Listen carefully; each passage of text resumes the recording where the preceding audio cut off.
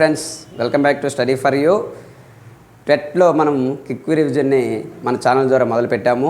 అందులో భాగంగానే గణిత శాస్త్రం గురించి ఈ యొక్క వీడియోలో చూద్దాము. ఏంటంటే గణిత శాస్త్రవేత్తలు అనేవాళ్ళు గురించి ఖచ్చితంగా టెట్లో ఒక బిట్టు వచ్చే ఛాన్స్ అనేది ఎప్పుడూ ఉంటుంది. కాబట్టి అందులో భాగంగా మొదటిసారిగా మనము బ్రహ్మగుప్తుడి గురించి మాట్లాడుకున్నట్లయితే బ్రహ్మస్ఫుట సిద్ధాంతం అనేటువంటి రచన చేయడం జరిగింది. ఇతను మొదటిసారిగా మనకు రుణ సంఖ్యల గురించి ప్రత్యేకంగా చెప్పడం జరిగింది. ఈ రుణ సంఖ్యలు ఒక ప్రత్యేకమైన గుర్తుంటుంది, దాన్నే మైనస్ అని చెప్పడం కూడా జరిగింది. సో ఇతను ధనాత్మక రుణాత్మక పరిమాణాలు ఎలా ఉంటాయనేసి అని చెప్పడానికి కొన్ని సూత్రాలు కూడా ప్రతిపాదించడం జరిగింది. ఇతను 598 670 మధ్యకాలంలో చెందినటువంటి వ్యక్తి, మన భారతదేశానికి చెందినటువంటి వ్యక్తిగా చెప్పొచ్చు.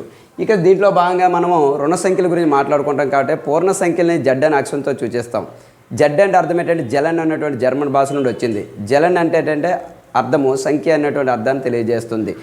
దీని గురించి ఇలా చెప్పడం జరుగుతుందంటే పూర్ణ సంఖ్యలు మనము ఇంటీజర్స్ అంటాము. ఇంటీజర్స్ అంటే ఐ అనే లెటర్తో సూచించడం అనేది పరిపాటి. కాకపోతే అంటే ఐ అనేది బదులుగా మనం జడ్ అనేది వాడుతుంటాం. జడ్ ఎందుకంటే జలన్ అన్నటువంటి జర్మన్ భాష నుండి వచ్చింది కాబట్టి. సో నెక్స్ట్ జాన్ నేపియర్ గురించి చూసినట్లయితే ఇతను స్కాట్లాండ్ దేశానికి చెందినటువంటి వ్యక్తి. 1550 1617 మధ్యకాలం ఉన్నటువంటి వ్యక్తి. ఇతను అల్గారిథం అన్నటువంటి ఒక విధానాన్ని ఉపయోగించి దాన్ని మనం లాగరిథం అంటాం. ఈ లాగరిథం అనేది ఖగోళ శాస్త్రంలో ఎటువంటి సుదీర్ఘమైనటువంటి వివరణలు అయినా సరే చెప్పడం జరిగింది. అందులో భాగంగానే ఇతను నేపియర్ పట్టీలు కూడా కనుక్కోవడం జరిగింది. ఇతను ఖగోళ గణిత శాస్త్రం విశేషమైన కృషి చేయడం జరిగింది. తదుపరి యూక్లిడ్ గురించి మనం చూసినట్లయితే ఇతన్ని రేఖాగణిత పితామహుడిగా చెప్పొచ్చు. ఇతను 323 283 మధ్యకాలం ఉన్నటువంటి వ్యక్తి. ఇతను గ్రీకు దేశానికి చెందినటువంటి వ్యక్తిగా చెప్పవచ్చు. ఇతను డేటా అన్నటువంటి ఒక మంచి పుస్తకాన్ని కూడా రాయడం జరిగింది. ఇతను రాసినటువంటి మరో ప్రముఖమైన రచన ఎలిమెంట్స్. ఇది 13 యొక్క పుస్తకాల యొక్క రచనగా చెప్పబడుతుంది. ఇది రేఖాగణితం గురించి క్లుప్తంగా చెప్పబడుతుంది, మొత్తం అన్ని విషయాలు కూడా.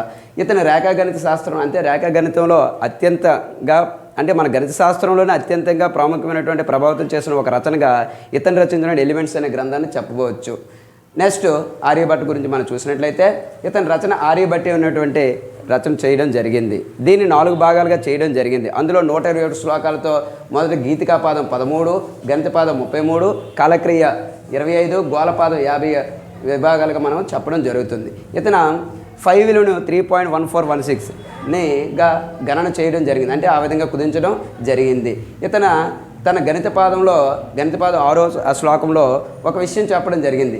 త్రిభుజస్య ఫలశరీరం సమదాల కోటి భుజార్జన సంవర్గ అంటే దీని అర్థం ఏంటంటే త్రిభుజాల యొక్క త్రిభుజ యొక్క వైశాల్యం కావాలంటే దాని యొక్క భుజాల అంటే భూమి మరియు ఎత్తుల యొక్క లబ్ధంలో సగభాగంగా చెప్పడం జరుగుతుంది.